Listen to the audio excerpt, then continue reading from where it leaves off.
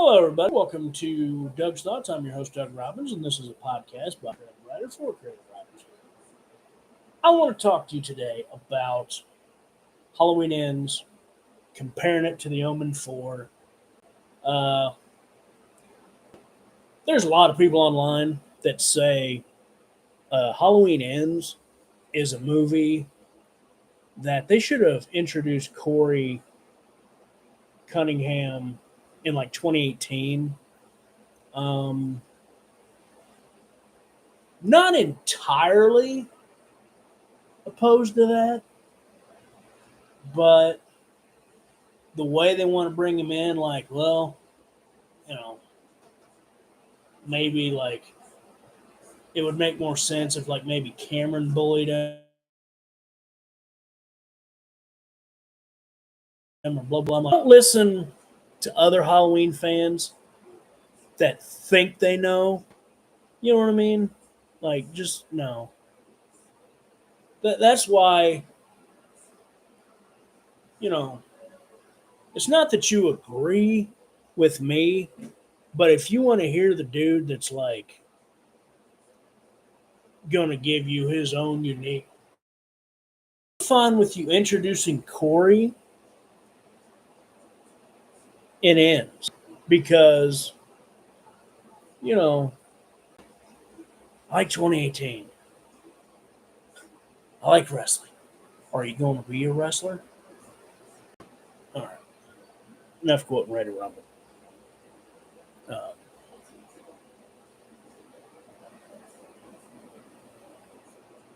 Again, Halloween Ends. I want to introduce Corey in Halloween Ends.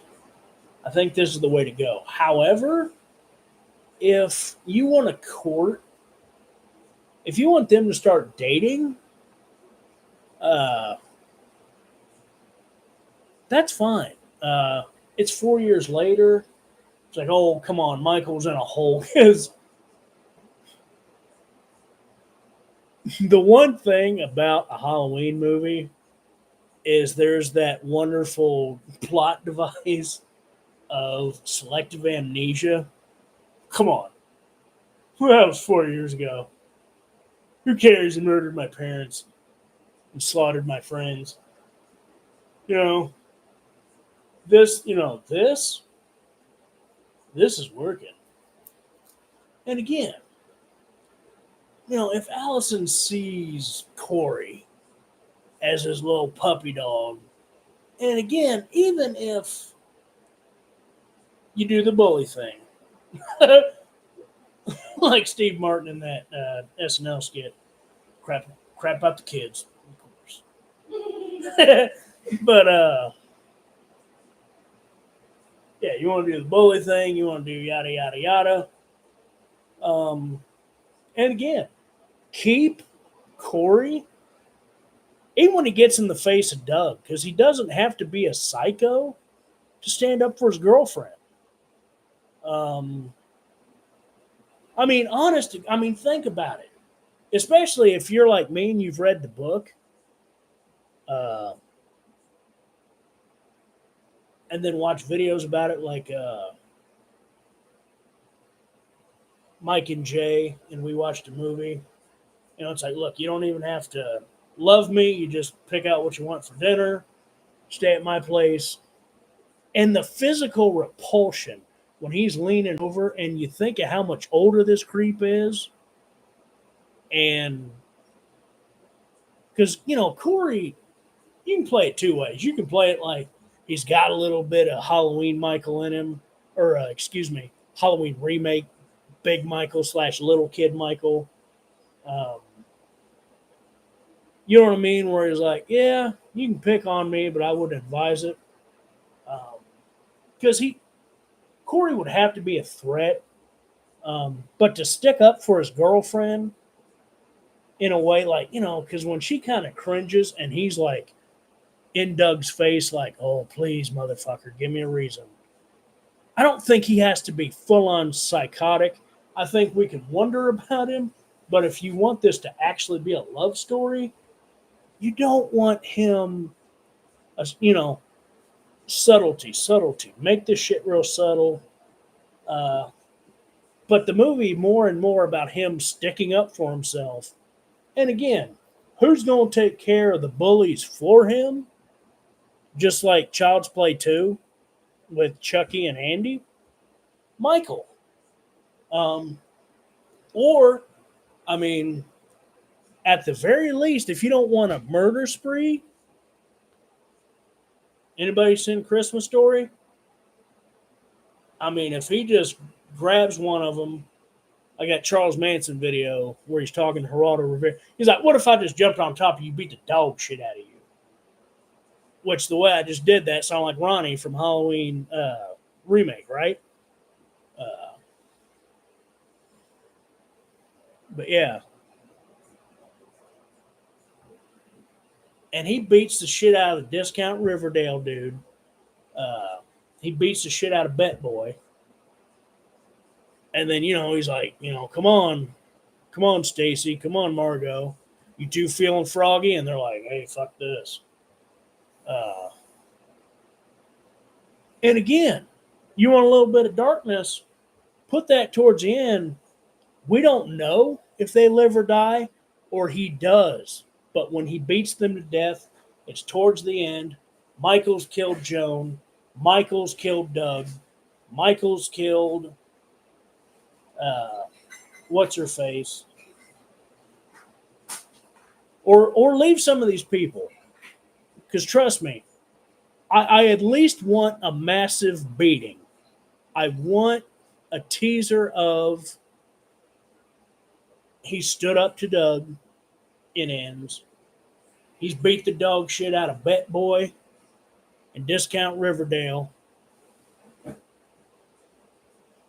And I mean, bloody nose, maybe break some orbital bones, beat the dog shit, maybe leave him for dead even. But, and then Allison doesn't find out about this.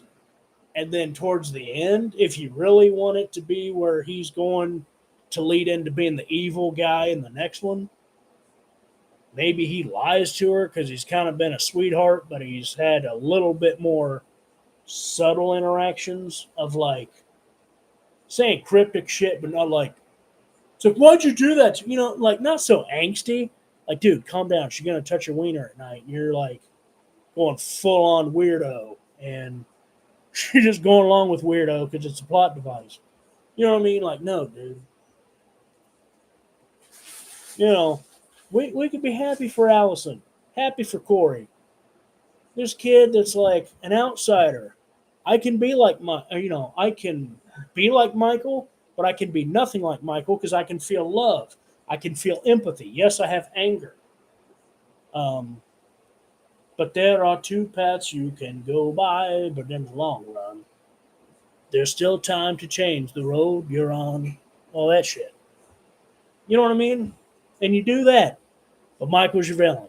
But Michael's strong. And even then, if you still want to be like, you know, find a better way to kill Michael, but even if you still, because slitting his throat, slitting his wrists is fine. Uh, driving him, like, I'll never forget, we watched the movie because I watched that review of Halloween Ends before I watched the movie. So I was looking for that. It was like Clark Griswold style, tapes him to the top of the car, and, puts him in there like and it was like, because he was talking about where Aunt Edna dies and he straps her to the roof of the car when it's raining and drops him off with those relatives because he really wants to go to Wally World. Um, so when I saw that, I was like, okay, that's funny thinking of it like that. But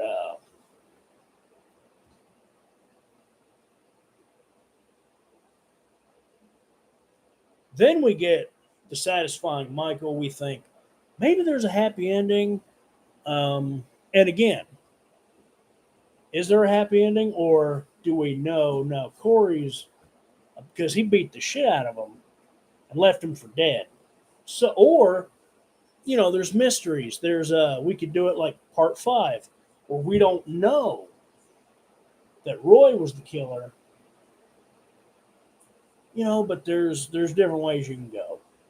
Uh, a mystery beating, what I mean, which sounds stupid. Like who else is gonna have fucking reason to beat shit out of these boys? But still, there's better ways to do that. Then it's like Omen 4, which again in part 3, he's looking for the birth of the Nazarene, as he calls him. Uh, the knives of Megiddo, uh, the only knives that can kill him, apparently. Uh, but he conceives the baby. The woman he conceives it with stabs him in the back, literally. Talk shit to, God. And of course, God's standing on him like, what are you going to do, Damien? You ain't shit. You just got stabbed. Uh, and then we go right into Omen 4, where it's his kid. And now we got Halloween doesn't end, but Halloween should ended. Look who's talking. Halloween. Uh, you know, we got the one after ends where the Halloween fans are there, but more because again, this was a good storyline and this was a good group of characters. Um, because again, he's in the hospital bed. Maybe you make this new one a little more Stephen King, like the bully asshole from Henry Bowers. Like he's in the hospital and he's like, oh, as soon as I get out of here, I'm gonna kill that pussy. And that movie, they're together, but their relationship's deteriorating, and he's more touched and like now he's enjoying it because he's either had the touch of evil or he's like, I really felt good not only sticking up to Doug. If Michael hadn't killed him, I'd have killed that motherfucker. Because again, Michael's a dick. Like you could have left all the people we wanted to see. Like Joan, I like Michael killing her, but if you want to leave Corey, Dr. Mathis, I like leaving for Corey. The bullies, I like leaving for Corey. Uh,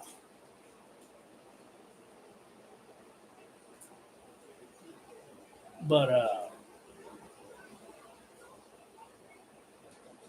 the radio jockey, I guess, he's nothing to me. He's like, think of a character more worthless than Willie the Kid in the Halloween franchise, and I've seen them all. And goddamn, you're pretty worthless. Like, you and Sheriff Barker are like, are you Charlie worthless? Well, I don't know if anybody's that worthless, but goddamn, they sucked. But that's the movie that you leave for Corey to go downhill, him to put her in danger, uh, him to kill his bullies, fall in love with the killing itself. I don't know. Now, I just made this video. Let's play devil's advocate. You know, guys, it sucks because David Gordon Green, at the end of the day, made a bad Halloween movie, but a good on its own thriller. And that's why it's hard to pick this shit apart because had Michael not been made to look weak, because again, the perception is he looked weak. And I can't remember if it's on Roseanne or whatever that smart ass sitcom is. Please tell me if you think of it. Where he's like, sorry, there are no pictures. Because I keep picturing Roseanne stepping up to some snarky fuck like, and she just like, hey, if you guys know, please tell me in the comments. But it's like, Michael had to look strong. He had to show up quicker. You know what I mean? Like, and it just and more. Show me more. It's because of Michael causing the evil, causing Corey's downfall. You know what I mean? Because this incongruent shit, when you had this could be the first one with a satisfactory like through line, and this could have been the definitive timeline, in my opinion. You know what I mean? I mean, there's some respects where they should have Omen for it and saved most of the Corey going crazy for the next one. But